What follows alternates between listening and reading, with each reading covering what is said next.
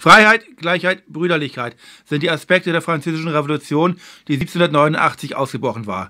Mit diesem Dreiklang aus Freiheit, Gleichheit, Brüderlichkeit werden vor allen Dingen ideengeschichtliche Veränderungen, ideengeschichtliche Ursachen mit verbunden, also Aspekte der Aufklärung, der Renaissance oder des Humanismus.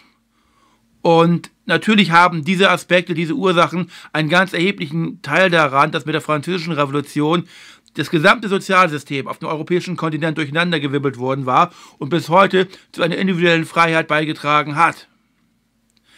Es darf aber nicht vergessen werden, dass diese Französische Revolution natürlich auch materielle, auch soziodemografische, auch demografische Aspekte hatte, dass die Französische Revolution 1789 auch durch das Bevölkerungssystem mit ausgebrochen war. Ich betone ganz gezielt, mit ausgebrochen war. Die ideengeschichtlichen Aspekte werden natürlich einen erheblichen Teil beigetragen haben. Aber um diese soziodemografischen Aspekte soll es heute im Besonderen gehen. Allons, enfants de la patrie.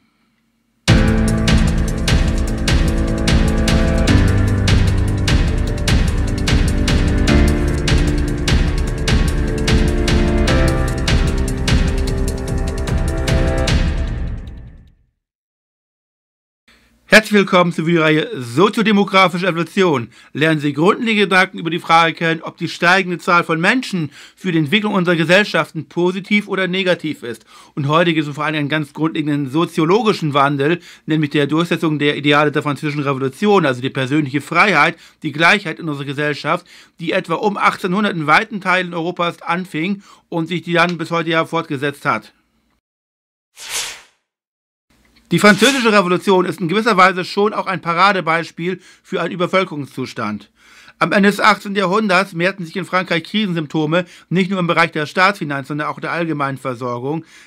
Wäre die Hungersnot 2 Jahre später gekommen, wäre die Revolution wahrscheinlich 2 Jahre später ausgebrochen. Und wäre die Hungersnot 2 Jahre früher gekommen, wäre die Revolution 2 Jahre früher ausgebrochen. Aber nun gut, wir schreiben das Jahr 1789, die Revolution bricht aus. Und wie gesagt, Frankreich ist von einer gewissen Übervölkerungssituation geprägt, aber diese Übervölkerungssituation ist ja generell nicht unbedingt etwas Negatives. Schon Ernst Wagemann hat ja Mitte des 20. Jahrhunderts festgestellt, dass die Übervölkerungssituation die Mutter allen Fortschritts ist oder zumindest oftmals den Fortschritt begünstigt. Denn wenn ein System, wie das alte System Frankreichs mit seiner Feudalwirtschaft, an seine Kapazitätsgrenzen kommt, muss irgendetwas Neues passieren und kann also dieser Bevölkerungszustand dann etwas völlig Neues dann kreieren. Und was hier neu kreiert, ist immer die persönliche Freiheit. Die persönliche Freiheit, die diesem Individuum mehr Verantwortung gibt und dadurch eben auch nicht nur mehr Rechte, sondern auch mehr Entfaltungsmöglichkeiten und insgesamt das System, die Tragfähigkeit des Gesellschaftssystems nach oben fährt. Und das ist eben halt der große Vorteil von freien Gesellschaften, dass sich freie Menschen frei bewegen, frei entfalten können und dort eben halt mehr Produktion, mehr Leistung und so weiter hervorbringen können. Und das ist der große Erfolg der Französischen Revolution. Das heißt also, auf der einen Seite haben wir im alten Frankreich eine begrenzte Bevölkerungskapazität, die sich dadurch kennzeichnet, dass eben halt die Feudalwirtschaft kaum noch steigerbar war, die Erträge kaum noch weiter erhöhbar gewesen waren, weil eben halt die gesellschaftlichen Voraussetzungen für ein weiteres Engagement der Bauern und auch der Bürger natürlich nicht mehr so gegeben waren und die ganze Erstarrung der Gesellschaft sprichwörtlich da gegeben war. Auf der anderen Seite hat natürlich schon das technische und auch ideengeschichtliche Voraussetzungen geschaffen im 18. Jahrhundert, dass man sagen konnte, es muss etwas Neues passieren. Schon im Laufe des 17., 18. Jahrhunderts war das Bürgertum in Frankreich ja sehr stark im Kommen gewesen.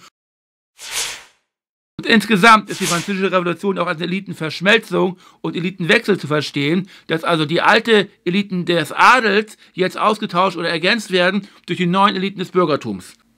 Das heißt, Wagemann hat schon eben in der Mitte des 20. Jahrhunderts erkannt, wenn sich das Gesellschaftssystem jetzt grundsätzlich wandelt, weil wir eine Bevölkerung haben, dann kommt es zu einer massiven Untervölkerung sogar, weil jetzt die Bevölkerungskapazität nach oben schnellt in sehr viel stärkere Sphären hinein, denn die Industriegesellschaft ermöglichte eine sehr viel höhere Tragfähigkeit für Frankreich, auch für andere Länder, als es jemals zuvor auch nur denkbar war im Ancien Regime des 18. Jahrhunderts. Deswegen haben Industriegesellschaften also eine viel höhere Bevölkerungskapazität als die Agrargesellschaften, auch wenn sie bis heute diese Bevölkerungskapazität Gott sei Dank nicht wirklich ausfüllen mehr. Denn wie gesagt, das Bevölkerungswachstum ist bis heute ja in den letzten 200 Jahren massiv hinter seinen rein demografischen, ernährungstechnischen Möglichkeiten geblieben. Überhaupt müssen wir feststellen, dass es überhaupt kein Zufall war, dass die Revolution in Frankreich ausgebrochen war. Frankreich war ja gewesen das Land, das in Europa am besten entwickelt war seit dem 17. Jahrhundert. Die höchste Einwohnerzahl hatte, wohl auch eine relativ hohe Bevölkerungsdichte, etwas niedriger als im Benelux-Bereich, okay, aber doch eben halt relativ auch stark verstädtert schon und insgesamt mit vielerlei Hinsicht das modernste Land Europas gewesen war.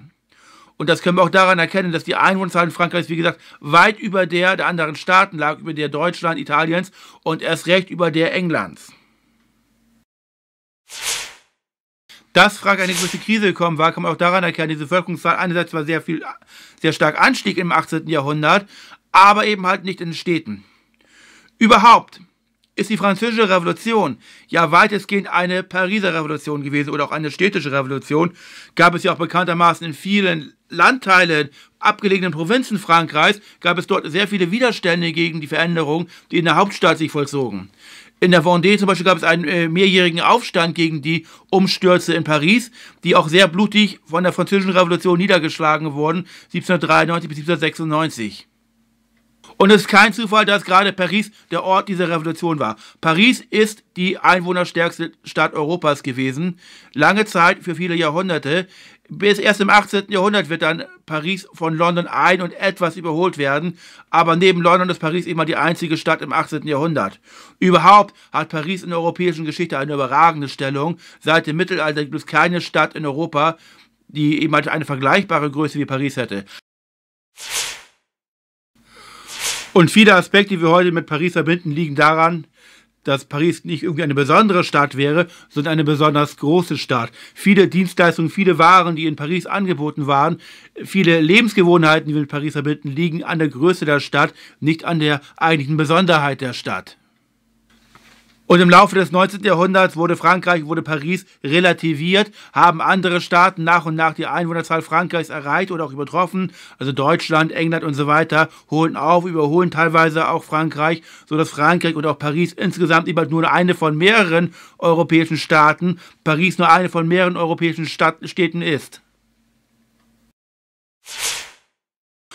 Und weil Frankreich im 20. Jahrhundert wegen seiner niedrigen Bevölkerungsrate auch demografisch relativ zurückbleibt, wird es seine führende Stellung, seine ideengeschichtlich führende Stellung im Laufe des 19. Jahrhunderts auch verlieren. Und auch aus anderen Staaten, aus Deutschland, aus England, aus Skandinavien kommen andere Ideen, aus Amerika kommen andere Ideen auf, die natürlich Europa, die gesamte Geisteswelt mit beeinflussen und nicht mehr so stark an Frankreich fixiert sind wie noch im 18. Jahrhundert.